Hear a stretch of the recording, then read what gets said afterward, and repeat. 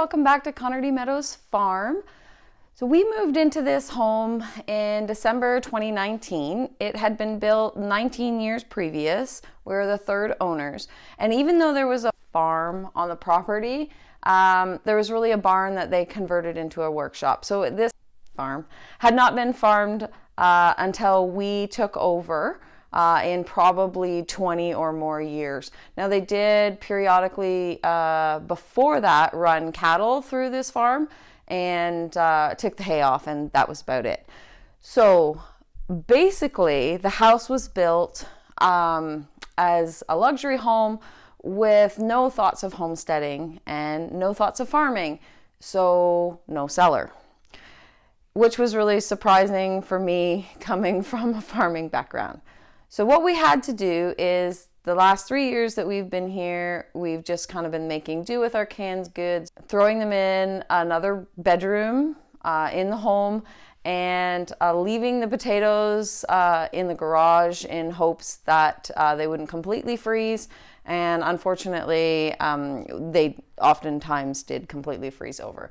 Even though the garage is insulated, it was not heated. So I did lose a lot of produce. So the goal was to eventually put a cellar in. So we have one corner in our home that had a lot of piping coming out of it and a central vac unit and whatnot. And it was just kind of a space in the home that didn't really serve a really good purpose. You couldn't really put a lot of stuff there or do much with it. So we took that corner and we have converted it into a cellar. It is much smaller than my needs, but it is still better than nothing. And I'm going to go ahead and I'll run through some pictures and some videos. And I'm sorry, they're both in widescreen and in the short version. Because the space is so small, sometimes it was just easier to film that way. So I'm going to run through some pictures. I'll show you what we've done. I'll talk you through it and you can see our cellar. Here is the corner in question. You can see the pipe work through there. At the very top, there was a central vac, which we have since taken out considering the motor blew. So the first thing we did was we put 2x4s around the outside wall, and then we were able to put a roof on, and you can see some insulation in the roof. Then our front wall and the big space is going to be where the door is going to be.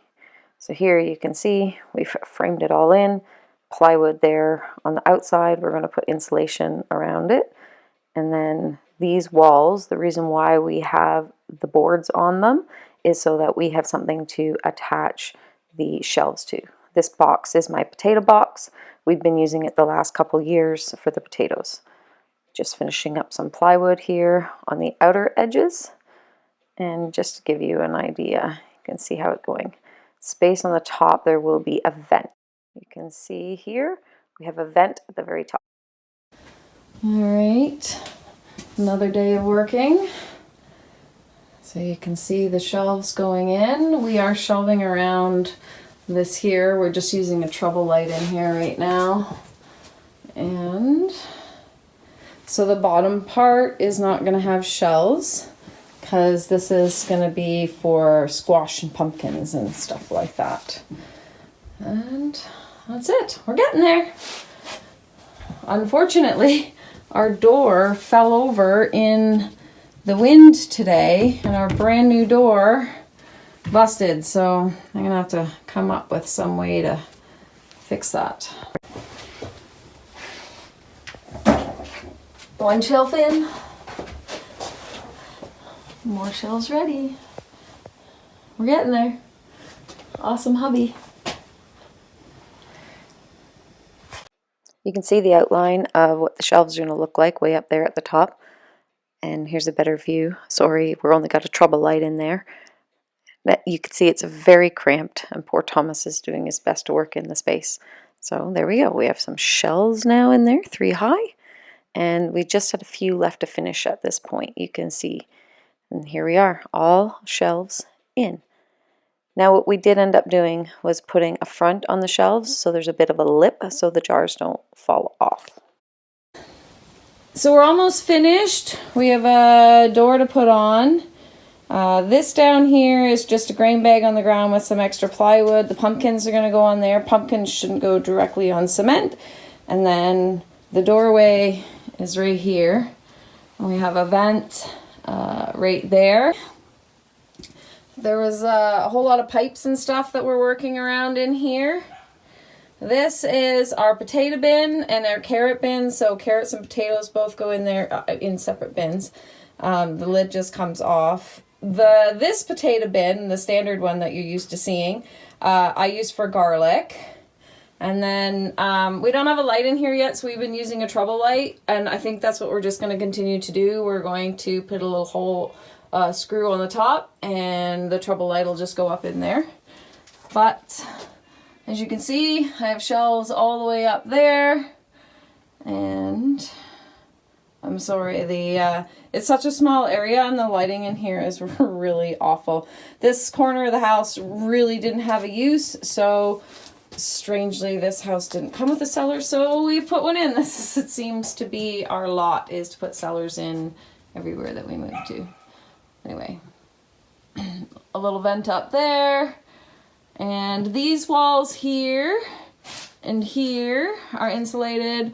That wall and that wall were already insulated, and this wall is insulated, and the ceiling is insulated. So it should be nice and cozy for all of my canned goods. My lovely door with a big hole. This is going to be our new cellar. Let me bring you inside. Hold on, turn the light on. So we have a trouble light in here. Give it a sec to come on. And the shelves up there. I already have stuff. Tomatoes, salsa. So nothing on these shelves yet. Flip you around here. All the way up there, shelving all the way up there, stuff all the way up there. A lonely corn over here. Don't worry, there's more to come up. So I only put a few things in here. There's more to come in. This here is the potato bin, and this lid comes off. You can see inside. So this bin is going to be for carrots, and I will layer with sand, peat moss, and shavings along with the carrots. And that's kind of where we're at right now. Wait. It's pretty tall, pretty short. We will get we have a ladder in here for me, because obviously short people like me need a ladder. Not everything that I have canned will fit in this cellar, but it's a good start. All right, guys, so here's our finished cellar. I did fix the damage in the door here. I will paint this over in the spring. It's just not a project that I'm looking at doing right now. So let's go ahead and I'll give you a mini tour. It's very small in here, so you'll have to make do with a very cramped space. So our lighting in here is a trouble light. I think I've mentioned that in other videos. So we just go ahead and turn it on. Give it a second. All right, I'm gonna flip you around and I will show you around in here, but just to give you an idea, okay, so I'm 5'3", so this shelf is the same height as me, and we go up 2 more shelves. That is my hand height. So we do have a ladder in here that folds up that we use to access things on the top shelf. As we walk into the cellar, this is a brine for making cheese. So a lot of our cheeses require to sit in a heavy brine. So that's basically salt water. So that's what that is. And we have some squash down there. And I know it's really dark, you can't really see it very well. And then we have pumpkins down on this side. And then pressure can carrots, pumpkin, broth, my seeds. That's juices and from the juicer, brandied apples, some more pumpkin, pressure can corn. Got some peaches, and then some tomatoes. And then up there we have pickles, applesauce, a lot of hot peppers up here. And then on this side is the hot sauces, pressure canned beans.